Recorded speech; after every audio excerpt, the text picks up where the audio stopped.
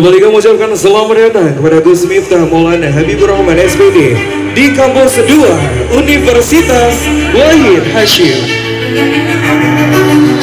Bapak Ibu hadirin yang kami kita beri tepuk tangan yang meriah untuk Anda yang sudah hadir tentunya di Kampus 2 Universitas Wahid Hasyim.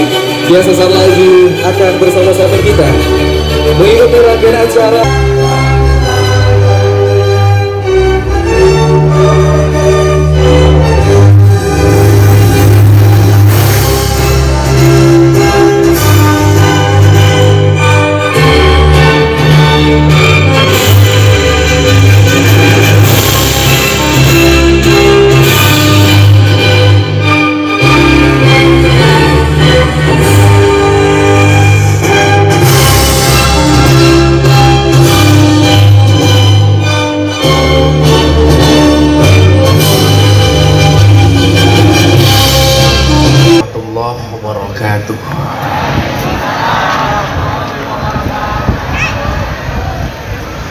Alhamdulillahil qail a'udzu billahi samil alim minasyaitonir rajim inna rahmatallah qaribum minal muhsinin.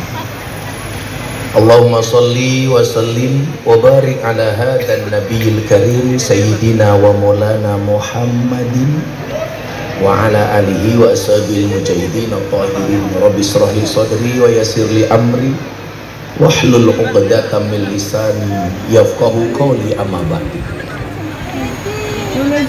Hadratul muhtaramin, para masyayikh, para kiai, para alim ulama, tokoh agama, tokoh masyarakat, wabil khusus Bapak Rektor Unwahas Profesor Dr. Haji Muzakir Ali MA, beserta jajaran rektorat, dekanan, para dosen dan seluruh sivitas akademika Unwahas yang saya hormati, para pejabat yang berkenan hadir dalam semua tingkatannya termasuk TNI Polri yang saya banggakan, Bapak Ibu, terkhusus mahasiswa dan mahasiswi Universitas Wahid Hasyim yang berbahagia. Beli es krim bakule perawan, perawannya ayu bokongnya lemu. Hai anak Universitas Wahid Hasyim yang cantik dan tampan, izinkan Gus Miftah mengucapkan I love you.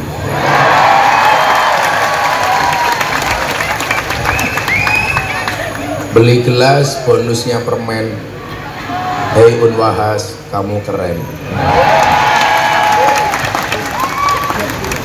Alhamdulillahirrabbilalamin.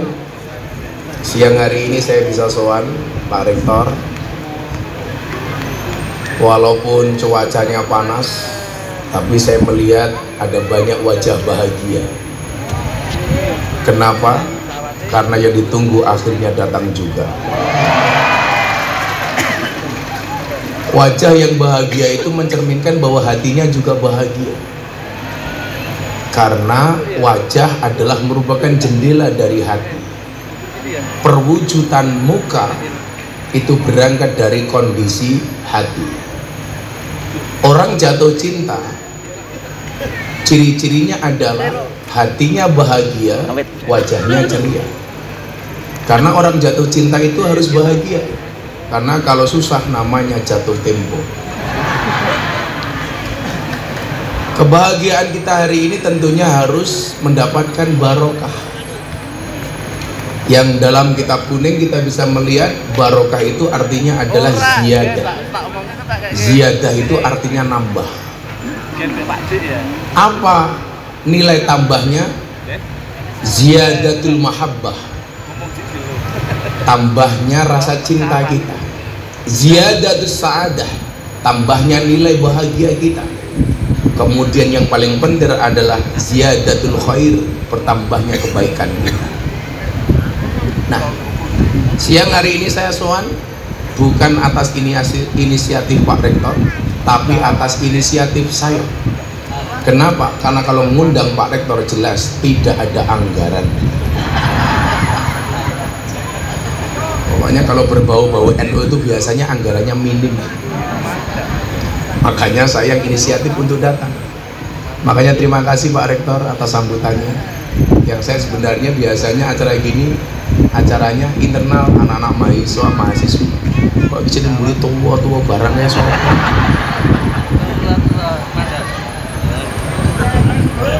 Kayaknya dulu pernah muda. Kenapa kita sasar anak kampus dan anak sekolah, Bapak Ibu? Awalnya saya membuat gerakan ini adalah saat pandemi tiba.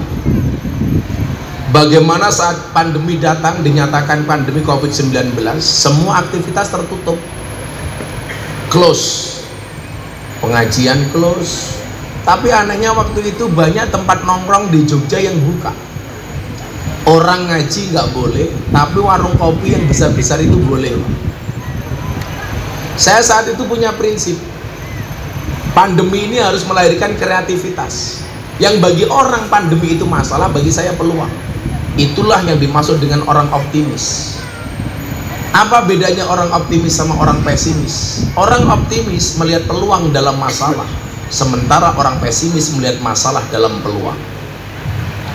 Saat orang bingung mencari uang, saat orang bingung bagaimana menghadapi pandemi, justru bagi saya sebuah peluang. Saya nggak perlu keluar dari kamar, di ruang tamu kamar pribadi saya, cukup buka HP. Saya waktu itu live Instagram dan live Facebook.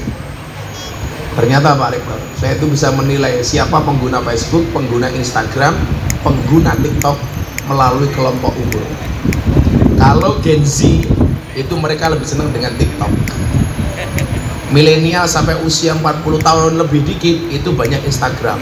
Nah, yang sepuh-sepuh kayak Pak Rektor ini biasanya Facebook. Ya. Karena kalau Pak Rektor pakai TikTok ya nggak pantas. Masa Rektor biang pargoy kan nggak pantas.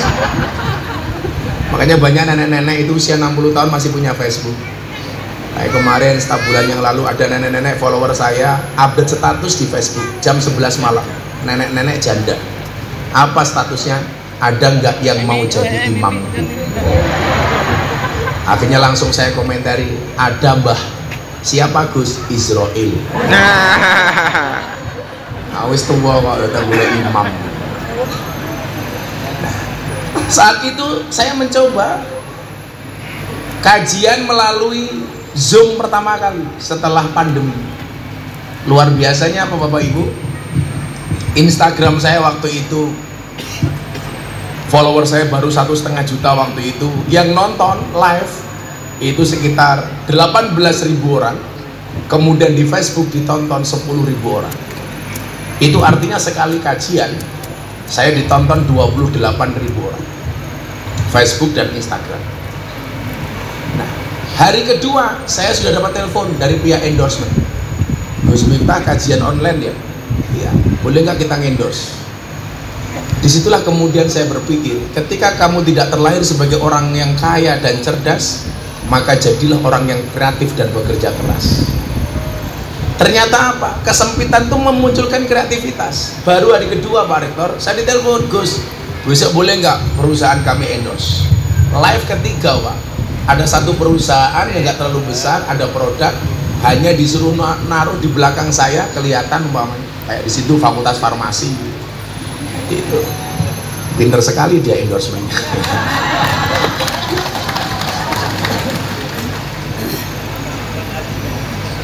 Fakultas-fakultas yang jelimet itu farmasi, apoteker, kedokteran, teknik, kuliah yang angel, rampung kuliah mulai kerja yo lauk tambah angel, oleh kerja yo bayari titik, serempet. Saya dulu mikir begini kan, oh kalau ini olahraga, juara dunia apa Pak? Oh panjat tebing. Kalau di sini juga banyak juara dunia Pak Ibu-ibu, maitu bujuni. Ternyata memunculkan kreativitas. Ada perusahaan Gus, boleh nggak kita naruh nama di belakangnya Gus Miftah saja? Pertama kali saya, yang ketiga kalinya Pak, saya mendapat endorsement pertama, saya dibayar 50 juta 1 jam. Nah, setengah tahun kemudian setelah Lebaran, saya melihat banyak tempat nongkrong itu rame, ngopi macem-macem, padahal masih pandemi, tapi pengajian nggak boleh. Kita lihat di media sosial, salah satu kecenderungan orang takut COVID itu adalah belajar agama, dan ternyata banyak yang salah milih guru. Orang banyak takut mati gara-gara COVID, maka kemudian belajar agama. Celakanya apa? Dia milih guru yang salah, maka kemudian menjadi Islam yang keras. Kalau nggak ekstrim kanan, ekstrim kiri. Padahal yang diajarkan oleh mbah-mbah kita, Mbah Hasyim Asy'ari, Mbah Wahid Hasyim, oleh pendiri-pendiri NU, Islam yang diajarkan kepada generasi kita adalah Islam yang wasatiyah.